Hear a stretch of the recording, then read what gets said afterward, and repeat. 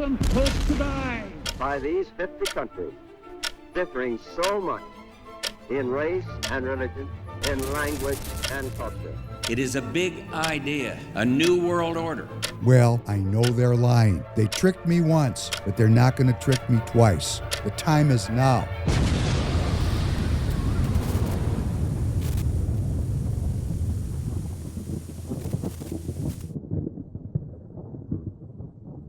Welcome back to the Professor Penn podcast. It's David Penn, your host. I'm glad to be with you. Wednesday night, May 20th, 9 p.m. Central Standard Time. For episode number 289. Good afternoon to you, Mr. Tanner. Good afternoon. We're in the studio. We're getting busy. For those of you who don't know it, we're on 5 days a week, 7 to 9 a.m. Central Time on Rumble. Find the Free People Radio channel for a live stream. You can call in. More content. Doesn't mean we're making money. It just means we're expanding our content. We're doing it. We're a political movement. We're reaching people. That morning show is getting about 225 to 250,000 views a day, day after day after day, with an occasional 500,000 thrown in to make me think I might be somebody someday. I want to urge all of you to go to the freepeopleradio.com website, which will be an interactive website. There's going to be exclusive opportunities to interact with me there. Please join the communities that are there, particularly Patreon, where I'm going to be doing and hosting and publishing things just for the members there. We've got a donor box there where you can donate to Free People Radio. We're working on getting sponsors. We're getting it done. We're making our move, and we're doing it because it takes money to run a political movement. I get a kick out of the people that say we're grifting. You people are just trying to cast shade on American citizens that care about how this republic comes out in the end. People like me are not grifters. People like Michelle Tafoya, that's raising millions of dollars. Where you see millions of dollars in a political campaign, that's where the grift is. Where you see people out in the street, scraping, working, meeting face-to-face, peer-to-peer, that's not grifting, that's politics. And what we want to do here at Free People Radio is build this into a movement. I want to change the culture of the state of Minnesota, and if I get so chosen by the good Lord, the culture of the United States of America. And I've got it distilled down to really simple principles now. I mean, things need to be simple. Simple. Number one, what is a Republican? And I don't mean the party. I mean a Republican as in the Republican way of life. It means I'm a king of my own life. I'm paddling my own canoe. And because I'm a king, I respect other people. If you don't respect other people, you're not a Republican, okay? It's part of the Republican lifestyle. We respect other people. We love other people as we wish to be loved. We participate in civic life however you do it. It doesn't mean you have to do politics. Maybe you coach your kid's soccer team, for example. And the final thing is Republicans believe in setting the rules of the republic up so that we have a commonwealth. Not communism, but we have a common access to wealth. It is not only in the province of a handful of oligarchs of where the money goes. We all got a shot if we do what? If we're givers and not takers. That's the second element. The first element is we have to know what it is to be a Republican because we live in a country, and that country's constitution guarantees every state a Republican form of government. So if we're living in a Republican form of government, which is a way of life, we have to know what being a Republican is. If you don't believe in the Commonwealth, if you're in the Republican Party for low taxes and screw everybody else, you're a Democrat in a MAGA hat, for example. If you're not involved in civic life, don't call yourself a Republican because you're not. You're a taker. Republicans are givers and everybody else is a taker. I'm getting it down very simple. What is a Republican? And then what's the difference between Republicans and everybody else? Republicans give, everybody else takes. And how do we fix that? We shrink the size of government radically because what government does is take from one group of people and give it to another. So if you shrink the size and scope of government, you reduce the robbing that government does. Oh, what do they provide services? All government does is make us dependent and weak as American citizens. Doesn't create any value. It takes from one group and gives to another. I'm just making it very simple about what I'm going to work towards. And, this is what America was when it started. Started as a republic. Everybody had to give because there was nobody to take from.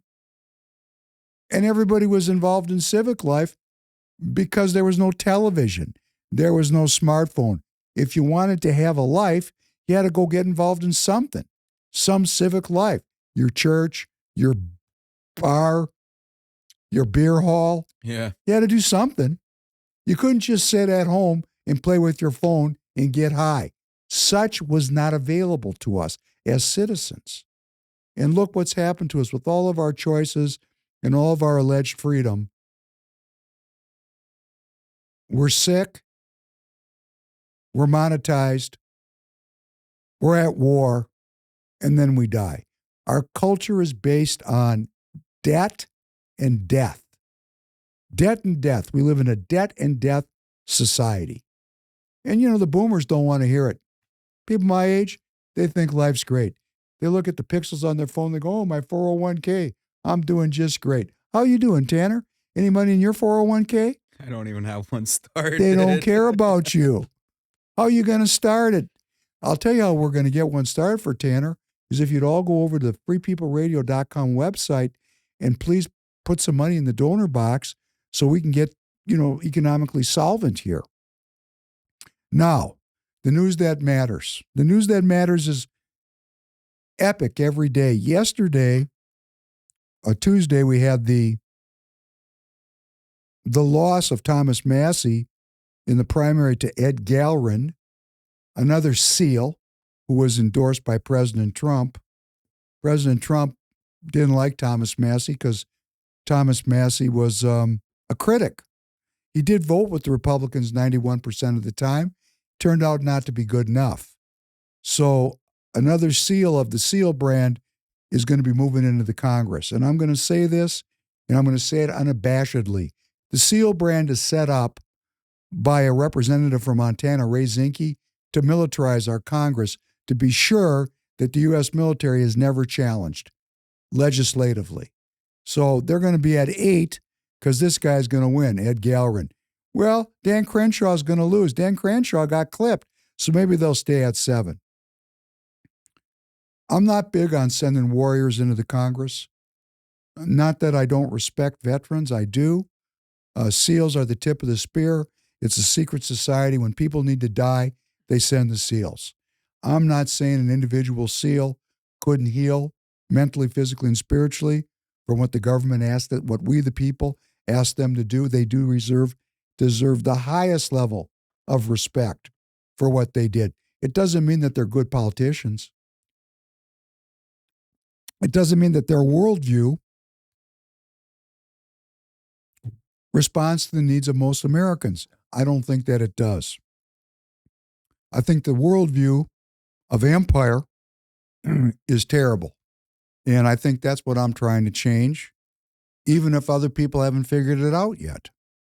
But, empire, an example of empire is what's going on in the Iran conflict. The United States is, 7,500 miles away with a huge military armada.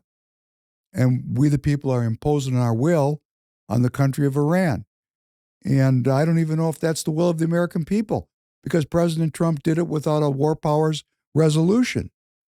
And the Congress, the Senate, this week advanced to a vote. It's not passing yet. They just can take it to a vote. They need a majority. They got a majority. There was 4 Republican Party defectors in the Senate.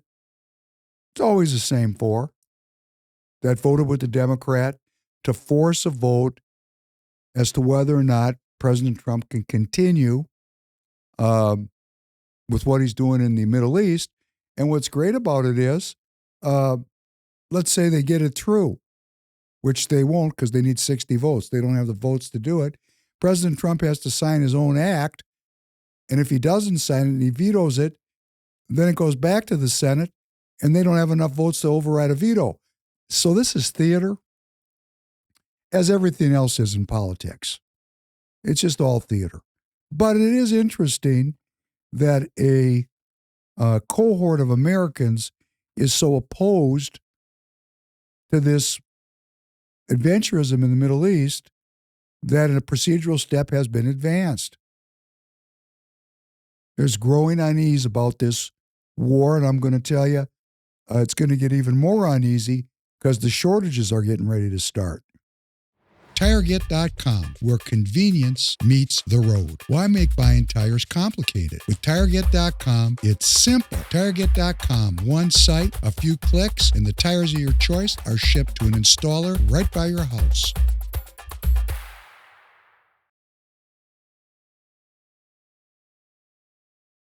I don't want war.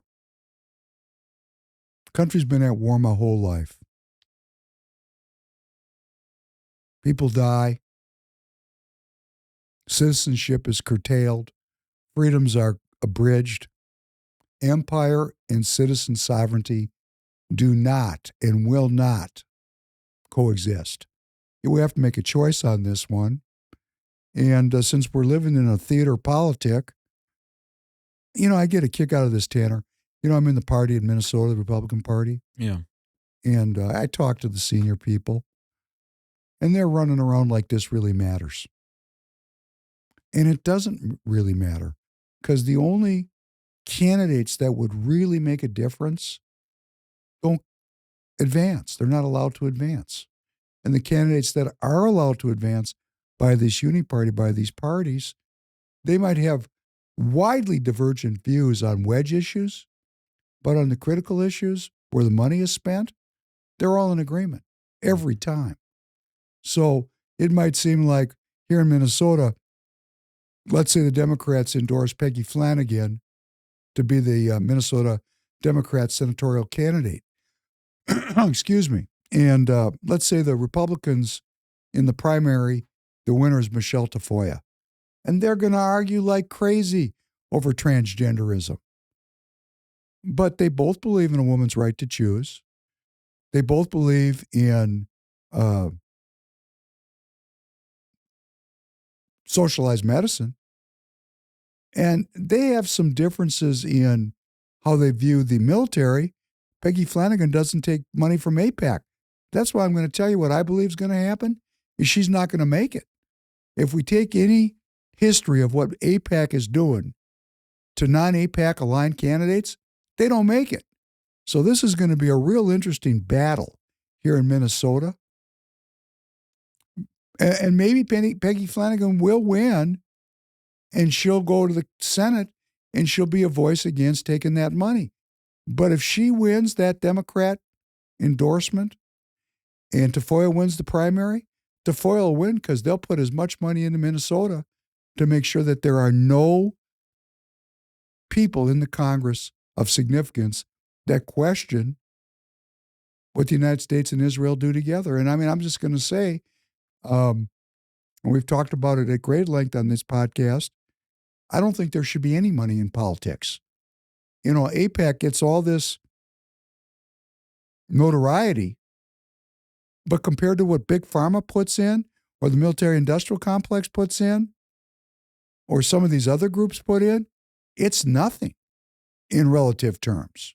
I mean, it's big money, but there's 535 seats in the Congress, and each seat gets $7.5 million a year in lobbying money. You know what that number is? Are you ready? $4 billion a year. That what Go into the Congress as lobbying money annually. $4 billion. I think it's crazy. Like, your part you're talking about money should not be in politics. Was it like this when you learned government in public schools? They taught us what lobbies were, and they explained them to us like they were a great thing. And growing up, I'm finding out like, oh, the lobbies are not. How are they teaching me this? Like it was such a noble thing. Because it would be a noble thing if people would be able to raise money, like in a 501c3 or 501c4, or just individuals. I could go lobby my congressman. I could go to the office of my congressperson, which is Kelly Morrison. Man, her reelection office is right upstairs. We'd go knock on the door, say, Representative Morrison, my name is David Penn. I'm your neighbor. I'm in your district. I'd like to talk to you. That's lobbying. Oh, No, it's what just these gotten people, so out of hand. yeah, they just use the money. See, the money, they don't give the money to these people directly. Yeah. They use the money in their districts against them or for them in ways that we really can't see. That's the average per seat. It doesn't go down on the average. They just dumped $20 million in the one little piss-ass district in Kentucky. $25 million. I think it was closer to 30. I was Closer seeing to $30 numbers million. like 30, yeah. There it was. So that kind of money is corrosive to our republic, and it's unnecessary. In fact, the money that allegedly goes into elective politics is unnecessary. There should be a cap on it. Everybody should drink from the same well. Everybody should get the exact same amount of money, in my opinion. And the competition should not be in terms of who has the biggest checkbook. It should be who has the best ideas, which is another awful thing about this. The people that get elected tell the people what they want to hear. That doesn't help. Leadership is telling people what they don't want to hear. Leadership is leading us in a direction we don't want to go because it's better for us. Like, for example, let's just say, well, you know, I'm trying to think about how to say this nicely.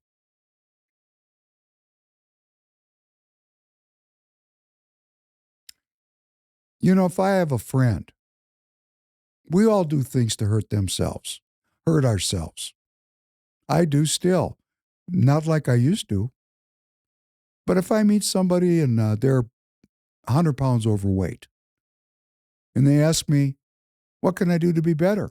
First thing out of my mouth is going to be, lose some weight, which is not something people say to each other. No. That person wouldn't want to hear that, but that's the truth. And we need to start to deal with the difficult truths of our country. And I guess I'm aware that when I look at you and I say the entire business model of the country needs to be changed because the business model of the country is based on debt and death, and that's an awful way to run a country. You know, I realize what I'm taking on and what the entrenched interests are, and I'm standing out here kind of by myself. But it doesn't mean it's not correct. You know, this is the great thing about having principles. Principles about doing the right thing under any circumstance. And I listen to all this stuff in politics about, well, isn't it better to agree on 80% and not 20%? Or, you know, we're on a team, or, you know, we got to win. No. The core model of the United States needs to change. And if we're going to call ourselves a Christian nation or a believing nation, we have to bring our actions in harmony with our words.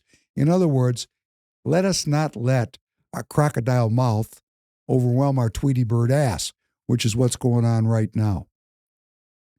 Now, I do want to talk about China for a period of time because it's something I have a lot of insight into because of the tire business that I've been in for so long.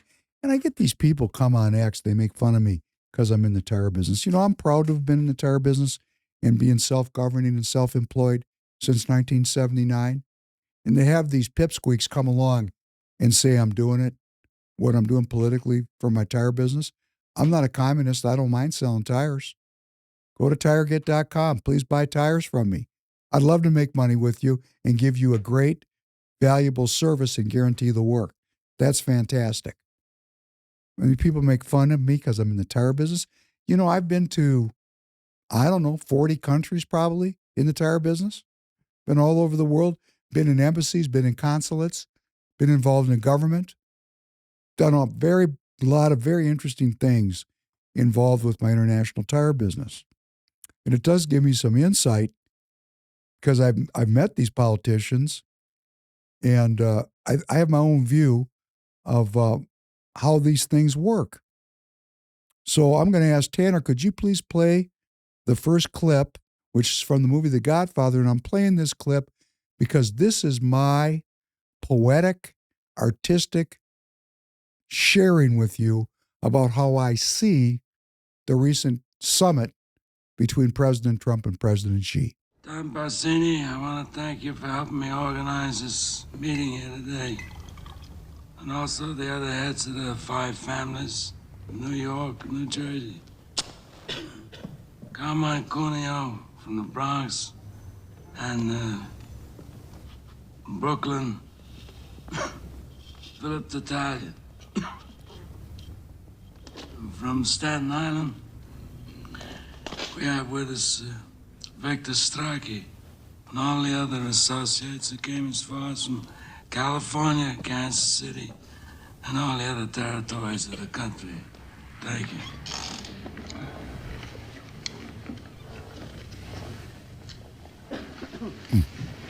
How did things ever get so far? I don't know.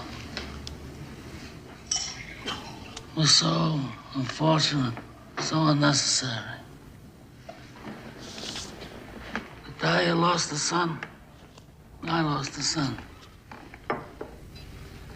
We're quits.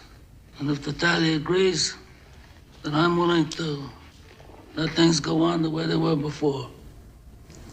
We are all grateful to Don Corleone for calling this meeting.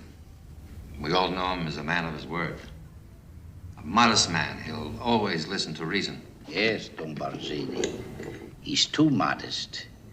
He had all the judges and politicians in his pocket. He refused to share them.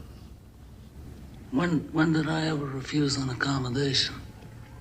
All of you know me here. When did I ever refuse? Except one time. And why? Because I believe this drug business is going to destroy us in the years to come. I mean, it's not like gambling or liquor, or even women, which is something that most people want nowadays and is forbidden to them by the bits and avanti of the church. Even the police departments that have helped us in the past with gambling and other things are going to refuse to help us when it comes to narcotics. And I believed that then, and I believe that now. Times have changed. It's not like the old days where we can do anything we want. A refusal is not the act of a friend. If Don Corleone had all the judges and the politicians in New York, then he must share them. All it does is use them. He must let us draw the water from the well. Certainly he can present a bill for such services. After all, we are not communists. I also don't believe in drugs. For years, I paid my people extra so they wouldn't do that kind of business. Somebody comes to them and says, I have powders. If you put up $3,000, $4,000 investment, we can make $50,000 distributing. So they can't resist. I want to control it as a business, to keep it respectable. I don't want it near schools. I don't want it sold to children. That's an infamia. In my city, we would keep the traffic in the dark, people, to call it. They're animals anyway, so let them lose their souls.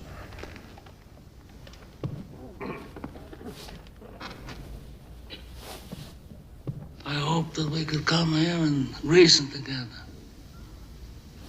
And as a reasonable man, I'm willing to do whatever's necessary to find a peaceful solution to these problems. Then we are agreed. The traffic in drugs will be permitted, but controlled. And Don Corleone will give her protection in the East, and there will be the peace. But I must have strict assurance from Corleone. As time goes by and his position becomes stronger, will he attempt any individual vendetta? Look, we are all reasonable men here. We don't have to give assurances as if we were lawyers. talk about vengeance. Is vengeance gonna bring your son back to you? Or my boy to me? I forgo the vengeance of my son. But I have selfish reasons. My youngest son was forced to leave this country because of this Sollozzo business. All right, I have to make arrangements to bring him back here safely, clear of all these false charges. But I'm a superstitious man. And if some unlucky accident should befall him, if he should get shot in the head by a police officer, or if he should hang himself in his jail cell, or if he's struck by a bolt of lightning, then I'm going to blame some of the people in this room. And that I do not forgive. But that aside, let me say that I swear on the souls of my grandchildren that I will not be the one to break the peace we've made here today.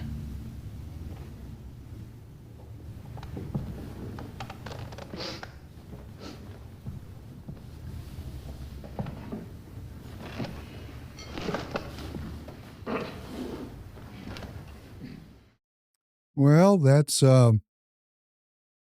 my belief of what really happened at the meeting, because at the meeting, it started out with a classic Chinese insult. President Xi at the banquet stepped up to the lectern and said, China's been around 5,000 years. Congratulations on your 250th birthday. That's just classic Chinese insult.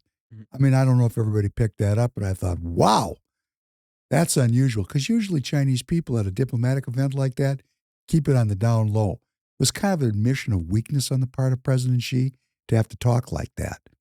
And President Trump went there with all these tech leaders and business leaders. He rolled in, and there was all these things that they allegedly talked about. Really, not that much came out of the meeting of what we could see. I mean, there's an alleged framework for buying some Boeing planes. Big deal. They got $30 billion of goods. They might play with the tariffs on it. Big deal. There was no agreement on Iran. I'm sure President Trump said, hey, back my play. The Chinese are arming the Iranians with the components to build very high-tech missiles. So the proxy war goes on. That didn't stop. Really, what was established for the audience, this was the theater of this event, was the illusion of stability. Stability.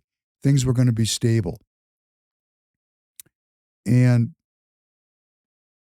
I don't know if anything really came out of the meeting other than President Xi, as far as what I saw and what you saw, President Xi drawing a red line about Taiwan, which the Chinese do all the time, every time, and we'll talk about it just in a minute.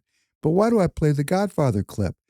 And the reason why is I think this is what really went on when the cameras were not rolling, when it actually got real.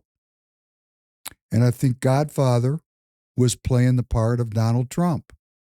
And I think Tattaglia was playing the part of President Xi. And I think Don Barzini at the end of the table was playing the part of the tech oligarchs. And here was the story. China, played by Tattaglia, has suffered insults from the West for hundreds of years. China was colonized by the West, and China doesn't forget that kind of insult. The United States, we the people, we're just such a forgiving and young country. We said, hey, let's let these pissed off people be our partners. That'll make them happy. So we'll have one world government. It'll be great.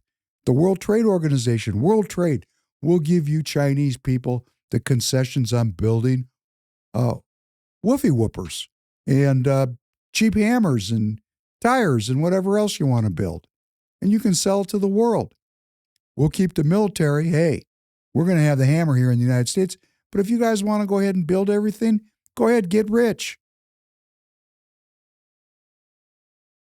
And then there was a betrayal because Tattaglia, he did not forget the death of his son.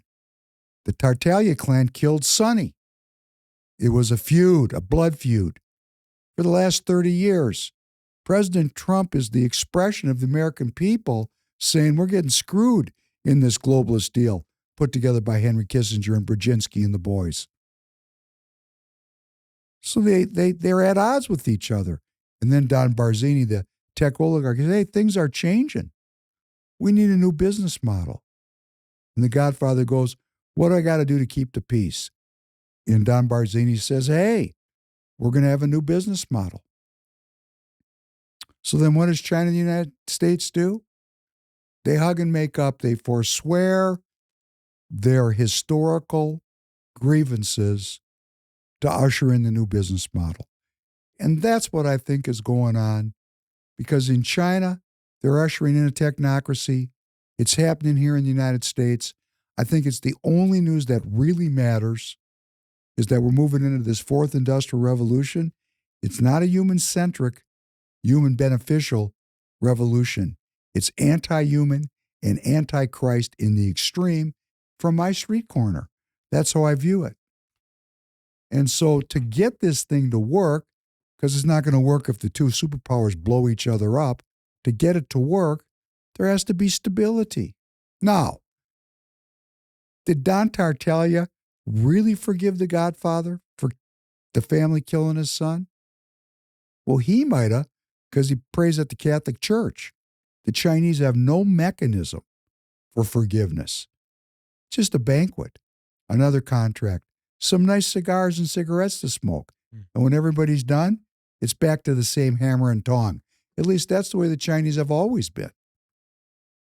See, those people in that room, although they were skullduggerous gangsters, they're all Catholic. They have a mechanism of reconciliation, redemption, and forgiveness. This does not exist in China. I can testify it for, 93? It's 93, 2003. It's 33 years I've been doing business in China. So I think I have some insight into how their culture works. And this is why President Xi drew a red line about Taiwan. Even though the United States and China share a colonial history, we were both colonized countries. The United States went strong, became an independent country. China spent centuries as the weak man of Asia, exploited. They don't forget that in China. You ask yourself, why fentanyl? Go look up the opium wars. Drugs have been used as a weapon of war for hundreds of years. Fentanyl is just the latest chapter. And there was almost a Republic of China, a Republican government. It fell apart under the weight of colonialism and exploitation and internal civil war. And Japan colonized Taiwan, colonized China, the Japanese Imperial Empire. Not nice. They weren't nice guys. And of course, the British had been in there colonizing Hong Kong, for example, took it in war, and then they used Hong Kong to exploit the cheap labor of China, and that goes on to this day. The Chinese remember this. The Chinese view Americans as being fat and lazy and dumb. That's how they think about us. And they have been exploited for their cheap labor, and they know it. They're pissed about it.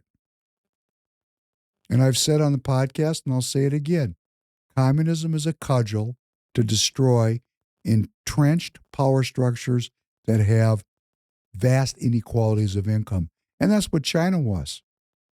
Income inequality opens the door when you go from the Commonwealth to oligarchy, like, hereditary kings and queens. When you have that, that's when communism comes in as a very effective tool to reallocate resources. And that's what happened in China. That's exactly what happened in China. The country was colonized by the Japanese. From the island of Formosa, which became Taiwan, was a Japanese colony. The war happened, World War II. The United States defeated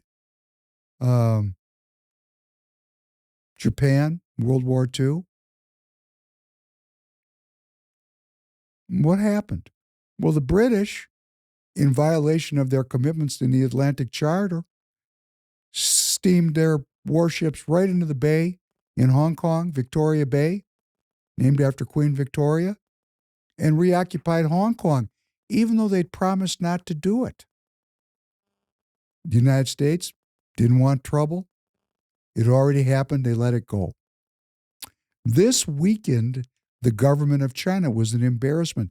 The government was being run by a man named Chiang Kai-shek. He had been in a civil war with Mao Zedong, the leader of the communists. The war stopped during the Japanese invasion. They worked together to expel the Japanese. As soon as the war was over in 1945, a civil war broke out. And when the British rolled in to Hong Kong, it weakened the legitimacy of Chiang Kai-shek's regime. It weakened it. Now, it weakened for many other reasons. But Mao won that civil war.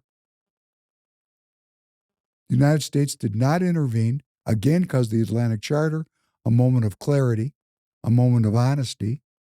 They forgot about it quickly, in large part because China was taken over by the communists during the Truman administration. It changed how people thought about things. The Atlantic Charter determined or delineated that people should be free to determine their own political future. And listen to this, Tanner, unless they choose to be communists. They choose to be communists, we're going to kill you. So remember, we've talked about the Atlantic Charter, how important that was during World War II to establish a post-colonial framework for governance. Yeah. Everybody should be self-determining because we're a Republican country, was our idea. And then when China went back to the communists because the Democrats didn't intervene, after that, the Republicans said, you can self-determine as long as we tell you what self-determination is. So it didn't last very long, but it lasted long enough for China to go communist. And when it did, the Chiang Kai-shek government, the Kuomintang, evacuated China, about 2 million Han Chinese evacuated, and they went to the island of Formosa, which they then called Taiwan. On day one, they killed 10,000 of the locals, because they were locals, killed them, took over, rolled into town, killed the locals, and set up a military dictatorship there.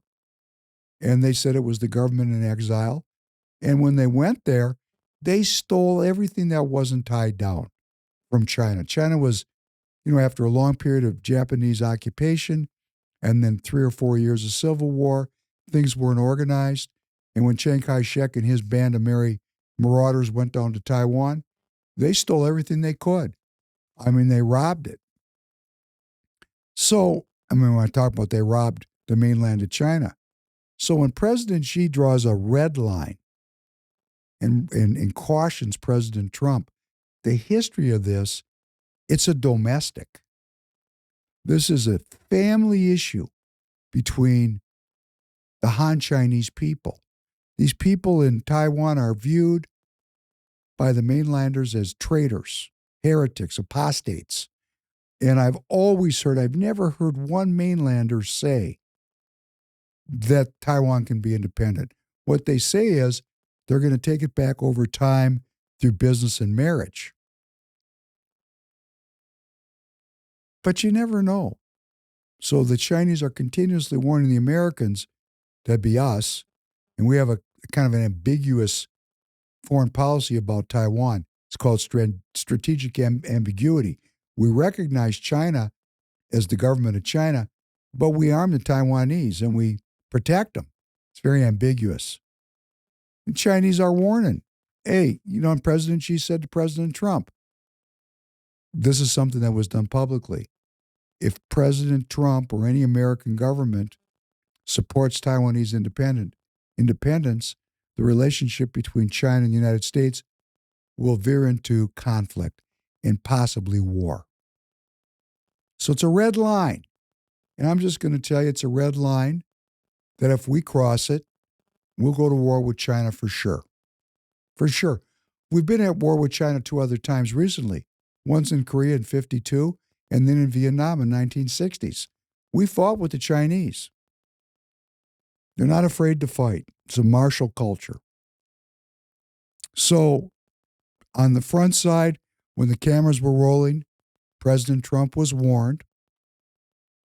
I think when the cameras were not in the room, they created this stability so that the technocracy could be rolled out. Because what would be the point of the oligarchs investing $9 trillion in data centers if the two superpowers are just going to blow everything up? It's kind of obvious, isn't it, Tanner? Yeah. Who wants to invest trillions if the boys with the guns are just going to shoot everything? Yeah. So it's an interesting relationship when I say our elected representatives really don't run things. They work for the people that run things until it's go time. Then you know who runs things at go time?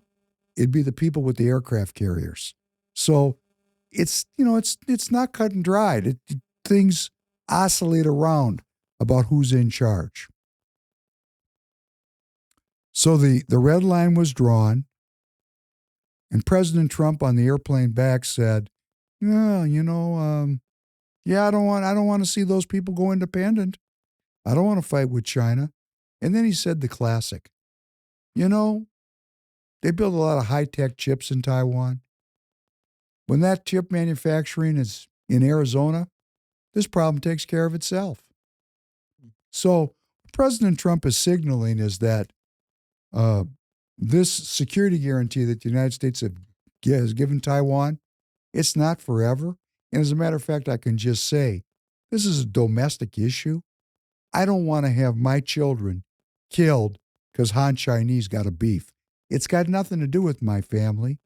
The only reason we're protecting this thing the way we are is because it's left over from the Cold War and because the Chinese in Taiwan build all these chips.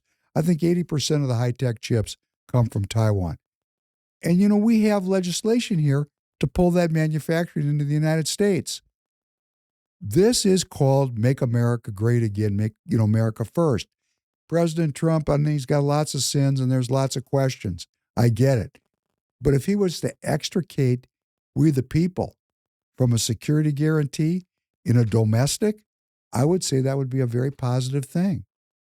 I don't want my country dragged into a war over Taiwan any more than I want my country dragged into a war over Iran or over Ukraine. I don't want my country to be at war. Is that asking too much? No. I think most would agree too. Well, most are not running the show, are they? They're not. They're not. And you know why that is? You're not doing politics. You're listening, you're learning. I thank you for being part of the Free People Radio community. Please go to freepeopleradio.com and support the community. And it's great. We got to start somewhere. We got to learn.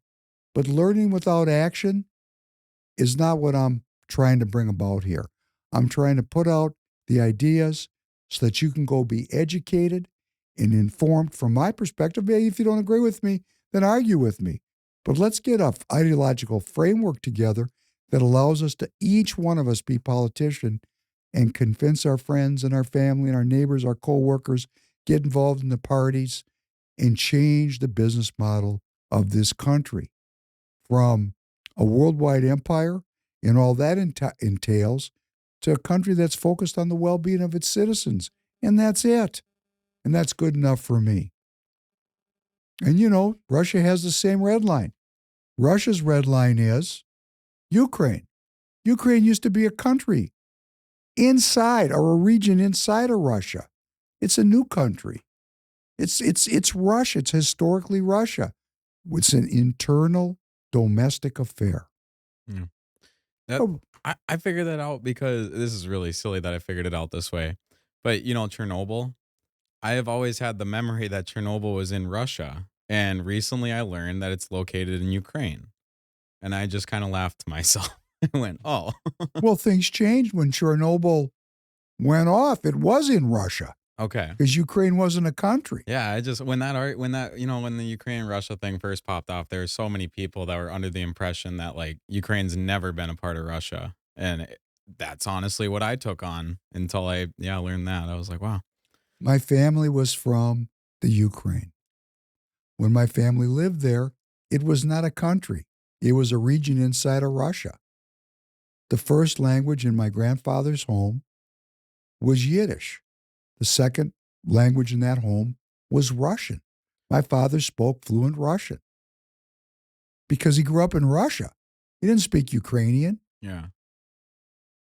And I'll bet that the difference between Russian and Ukrainian is like the Pakistanis speak Urdu and the Indians speak Hindi, and it's the exact same religion with two different names.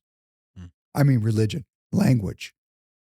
The religions are completely opposed. The ultimate wedge issue, Hinduism and Islam. But the language that the Pakistanis speak, Urdu, and the language that the Indians speak, Hindi, it's the same language. I don't know this, but I bet it's very similar, Ukrainian and Russian. Probably very similar, a lot of crossover. If you know, put it in the chat. I might get it wrong. I never spoke Ukrainian, never heard it.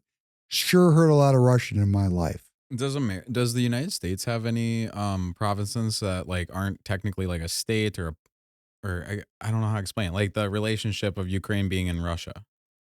Oh man, Puerto Rico. Puerto Rico would be that example? Virgin Islands. Okay. So we have multiple. They're called territories. Okay. We got lots of them. Lots of them. According to President Trump, Venezuela is the newest one. Hey, I'm just calling them like I'm hearing them. Now, this fight between the Han Chinese in Taiwan and the Han Chinese in China, there's a lot of rage. These two groups don't like each other. And there's a lot of rage in the world, generally speaking. And I want to talk a little bit about the rage here in Minnesota. Could you please play this next clip under segment 4?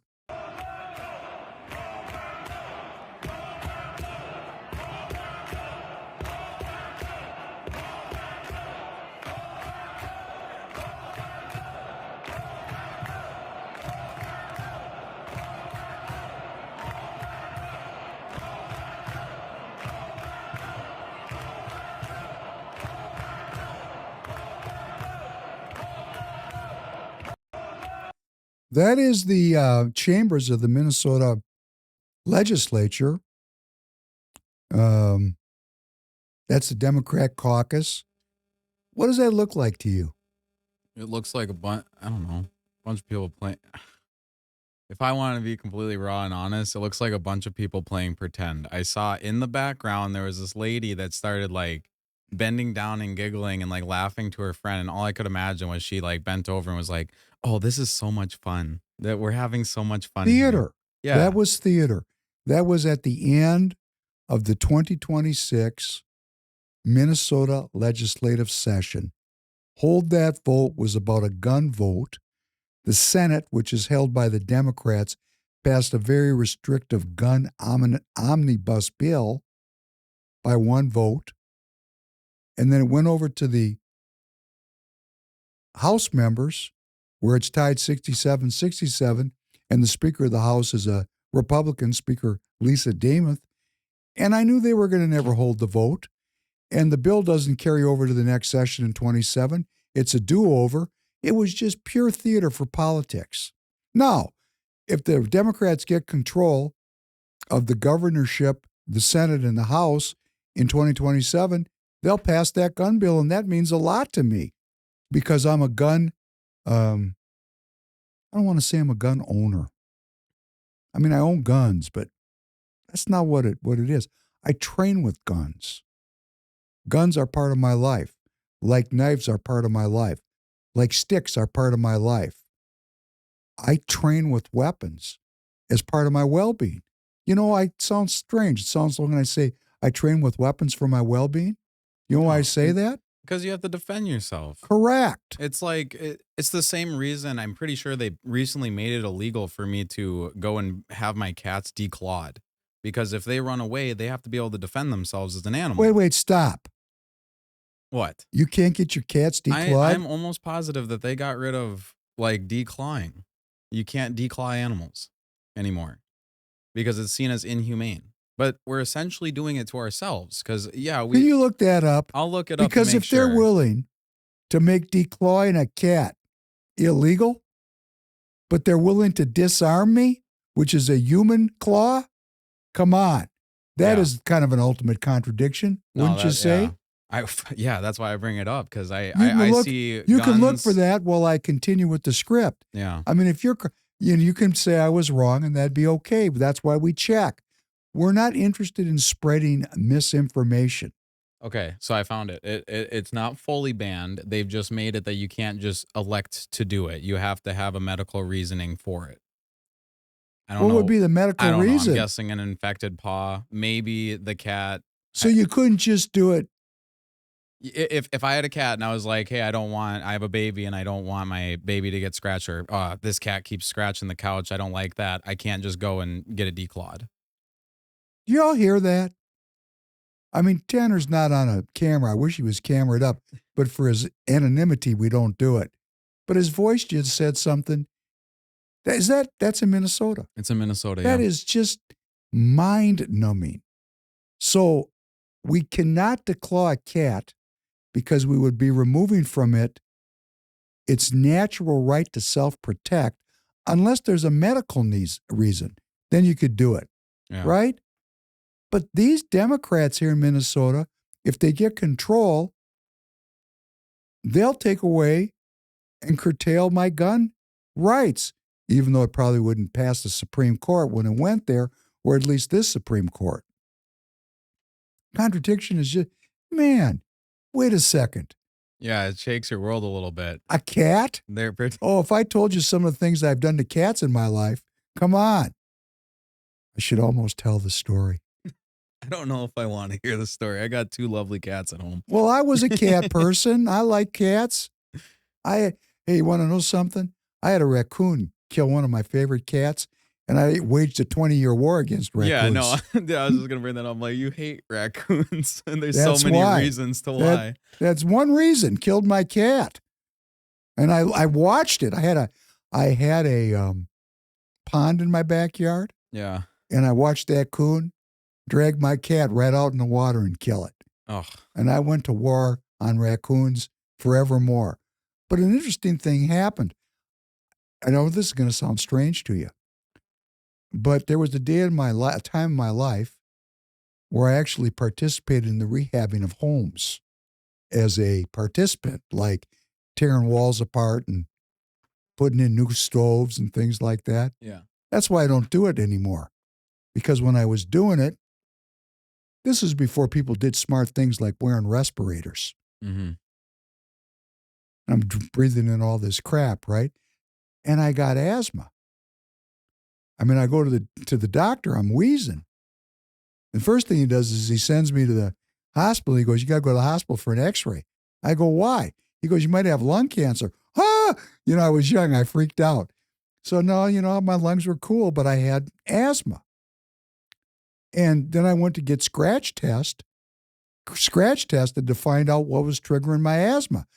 And one of the things that was triggering my asthma was cat dander. Really? And I had always had a couple of cats. But my ex-wife was really into cats, and she collected them. Mm. We had 9 cats in the house. Oh, man.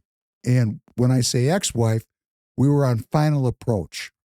And I went to my ex-wife and I said, honey, I'm allergic to cat dander, and I'm very uncomfortable. Could we do something about this? And she said, yeah, you can move out. So you did? No, I did not. But some of those cats moved out. I think I'm going to leave this story out. It's going to blow my reputation. I was very much younger, okay? But, I like cats. Yeah. I took a cat, put it in my car, and I drove it about 15 miles away. I didn't kill it. I let it go. I said, let it be well with you.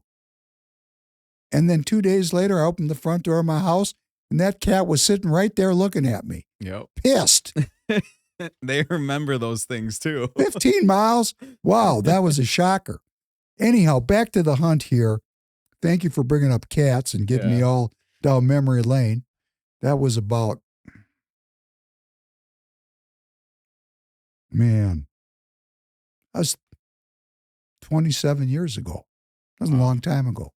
Anyhow, I still love cats. Yeah. Anyhow, but you know what I like better? Big dogs. Yeah. You know why? What are cats good for?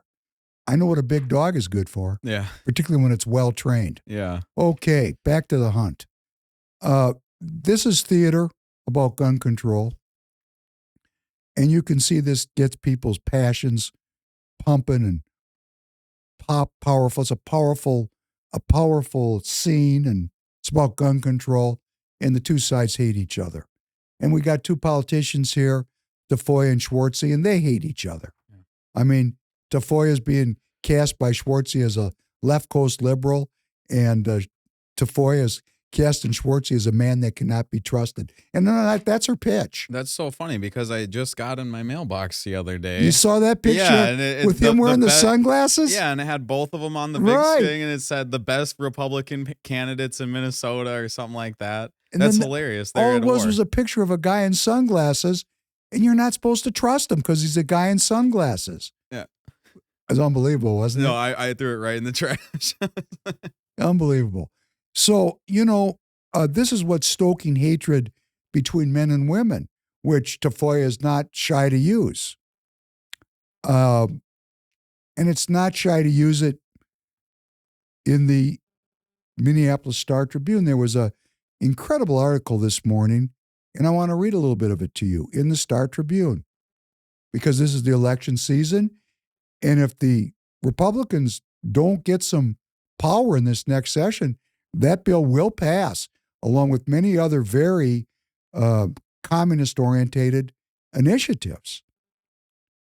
St. Cloud is the place this is identified as being written in. It's by a woman named Jenny Berg, the Minnesota Star-Tribune. Listen to this. A GOP-endorsed state Senate candidate from central Minnesota was arrested in 2009 after his former fiancée told police he had slammed a car door on her legs and strangled her until she lost consciousness during an argument. That's the first paragraph. That would seem to me to be a fairly serious issue. Yeah. Strangling somebody till they lose consciousness? Oh, if I was there, I'd have jumped that guy for sure. Yeah. Right? Prosecutors charged Aaron Brutger, who was 26 at the time, a young man. When you're young at 26, you don't have control. See, this is another thing I want to say. At 26 years old, to lose your temper like this dude wasn't getting into fights.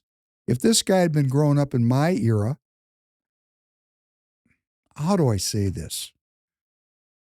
If you get into a fight with someone who can't defend themselves, if you're not a sadist,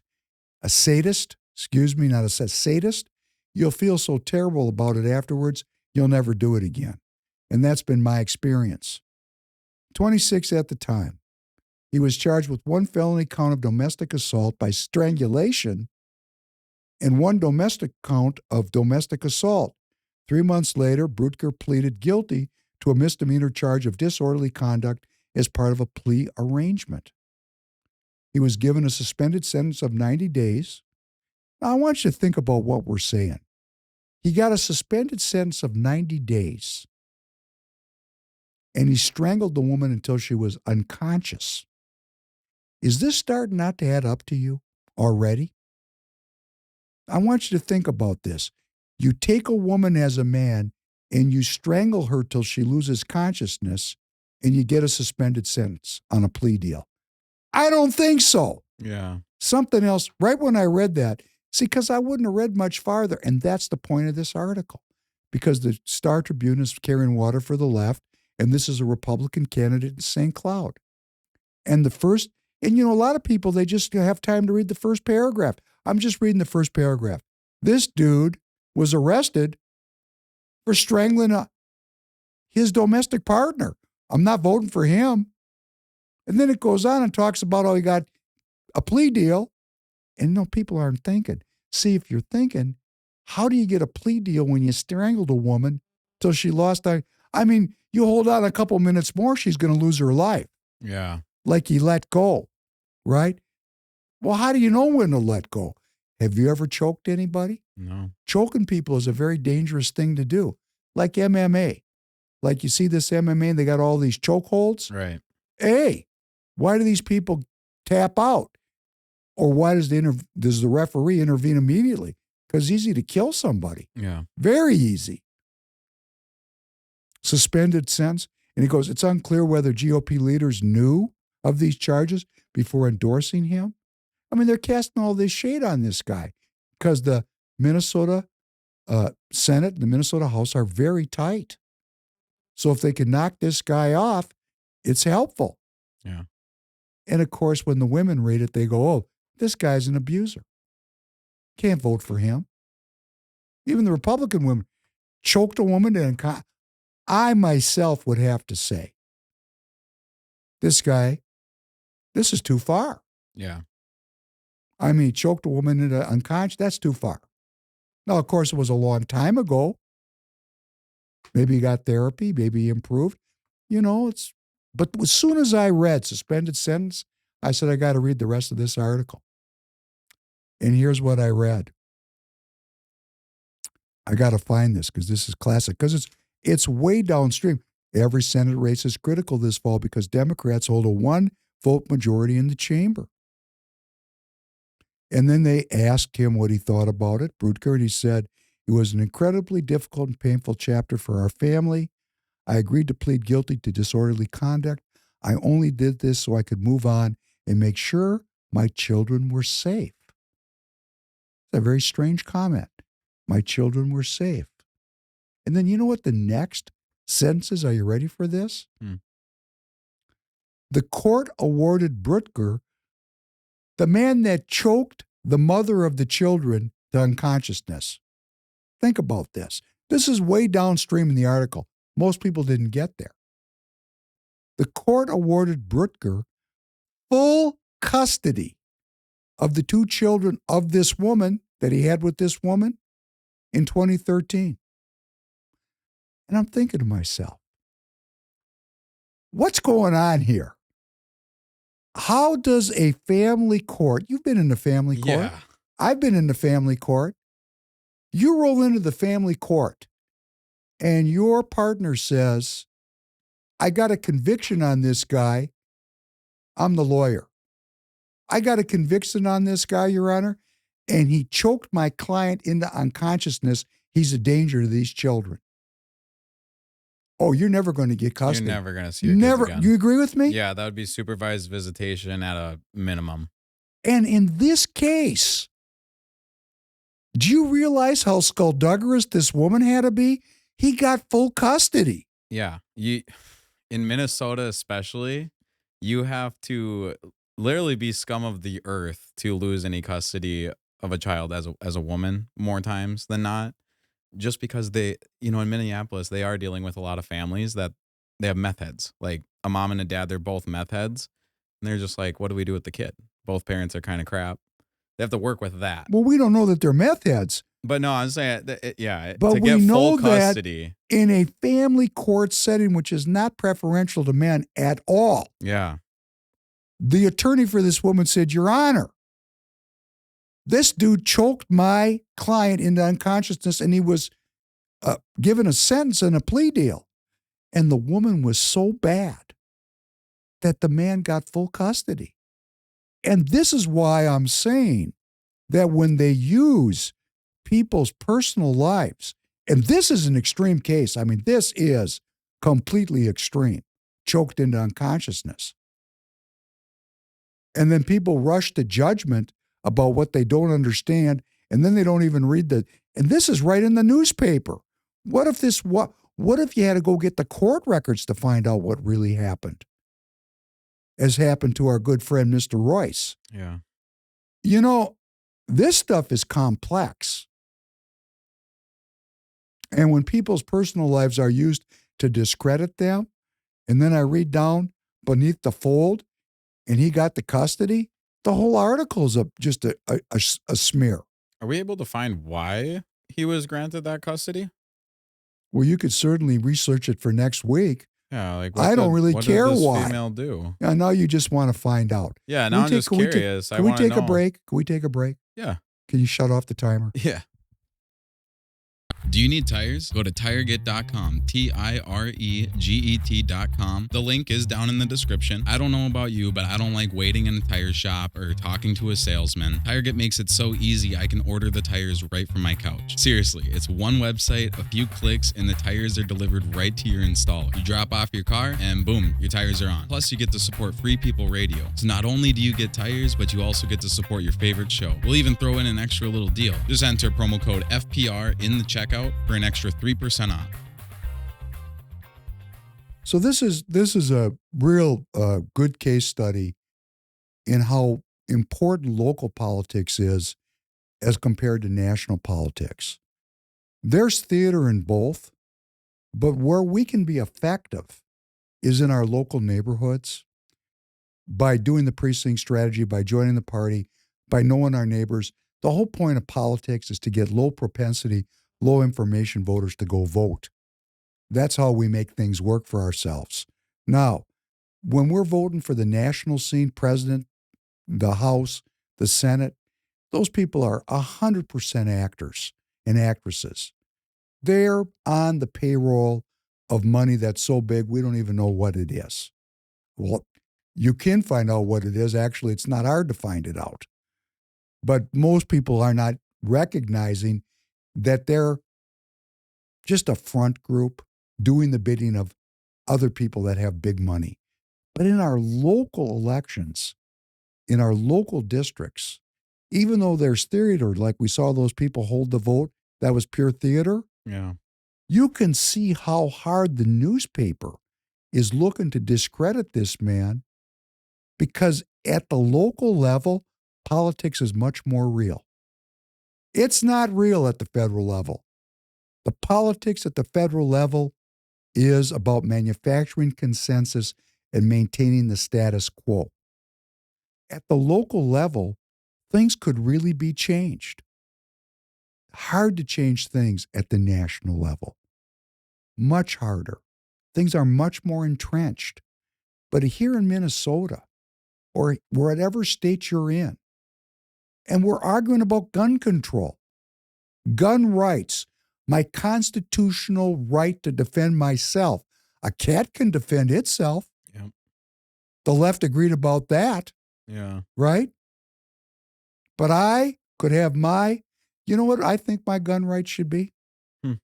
If I can afford a F-35, I can go buy one. That's exactly how I feel. If I can get a tank. If the competition has firepower that's better than mine, I should have access to their Right. firepower. That's correct. Yep. You know, but let's leave that. That's an absolutist position. Let's just recognize what the game here is in my state and in your state. These local people, first of all, they're being vetted to go up to the big show. So they're looking for the really good actors and actresses, and we know who they are. Some of them have been in our studio. Yeah. Right? Yeah. I mean, you've got to A, show that you'll do what you're told, and B, be very quick on your feet verbally, be sufficiently good looking, right? Be entertaining, and you could actually have a career in show business. Show business is, politics is show business for ugly people. And so we do have a vetting process at the local level. That's the bench. That's the AAA baseball for the big game for the major leagues. But the point I'm bringing out is at the local level, this is intense, really intense. Do you know here in Minnesota, and probably the same thing in your state, here in CD3 where I live, do you know where you live, Tanner? Yeah. The Republican Party can't even field a candidate in 14 legislative districts in CD3, and all the chips are on the bar. Nobody will even run. They can't even get a candidate. That's where we're at. I mean, and that's because you and I are not participating sufficiently in our local politics to make a difference. And then the people that are left in there, there's a lot of professionals that are in there. They're playing small ball, but they want to get to the bigs. But we have so much influence locally, and it's so potent about big issues like constitutional rights to self-defense, to gun rights. And we don't participate. And then we wonder why the country's all goofed up. I cannot change what President Trump does. I can have an opinion about it, but I'm much more interested about what my local representatives do here in Minnesota. So we're going to have to find a way to have unifying issues that bring us together so that we can work to restore the culture of Minnesota to republicanism. And that requires eloquence. It requires the time that it takes to get the job done. It takes a little bit of money. It takes a lot of hard work, a lot of intent. So I'm going to ask you as we go into this election season, whatever state you're in, yes, you can focus on the national. If you got a Senate race, it's a big deal. You got a House race, it's a big deal. But the one you can really impact is your local races for your local legislature. Focus on the local because that's where you're going to be the most effective. Be effective in your use of your political energy. Meet your neighbors. It's summertime. Have a barbecue. Invite your neighbor. Do you know your neighbors? Invite them all over to the house. You don't have to spend a lot of money. What does it cost to buy a couple dozen hot dogs and buns and a bag of potato chips? Yeah. Costco's got some good hot dogs too. They got the foot-long all-beef hot dogs. Yep. It's cheap, Yeah. right? What does it cost for some charcoal? You could probably put a deal on like that for what, $25 with drinks? Yeah. And you'll meet your neighbors. And you don't have to go off on some polarizing issue. You just have to talk to them about your local neighborhood. You know, maybe you got kids. The importance you feel about your kids' education. Talk to people. Don't lecture to them. Listen to them. Make a relationship with them. Move carefully. You don't know what they think. Be sensitive. Make friends. Like when you came in the studio, would you say, Tanner, from the day you started working here till today, your political worldview has changed? Oh, yeah, entirely. Why? I don't know. I guess it's just I was actually around someone that would have me question what I once thought I knew. It was just constantly just questioning what I was listening to. But I treated you, generally speaking, with respect. Yeah.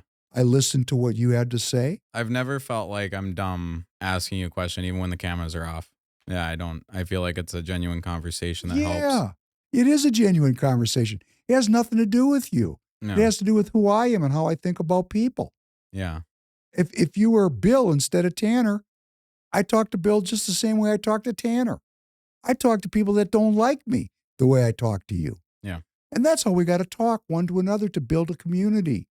That's what we're doing at Free People Radio. FreePeopleRadio.com. If you go join Patreon, for example, we're going to train in how to do this.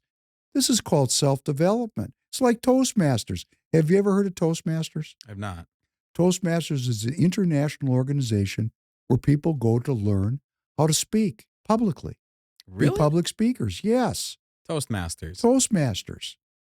And they have huge international competitions about who is the most eloquent Toastmaster. I was asked to join, and I said, well, you could pay me, but I'm not coming and doing it for free because I'm good at it, right? Yeah. But, you know, I don't have the time for it, is what I was saying. Yeah. But people need to learn this skill. It's like learning how to run or learn how to stretch or learn how to defend yourself, learn how to shoot. We need to be developing ourselves at all times.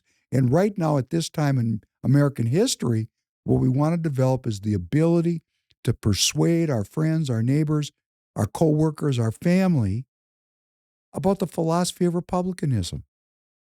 So I really ask you to come to freepeopleradio.com, go to Donor Box, please make a contribution, go to TireGet. I'll take care of you myself. It's guaranteed. I'm asking for your support because we're trying to spread a gospel of republicanism here in Minnesota and throughout the nation. And I want to thank you for joining with me tonight. It's a quick podcast, number one, because I'm tired, and number two, because we got to get Tanner on the road on time today. So thank you for joining. I look forward to seeing you tomorrow morning, 7 a.m. on the White House. Go to Rumble and find Free People Radio. Have a good evening. Have a good night, everybody.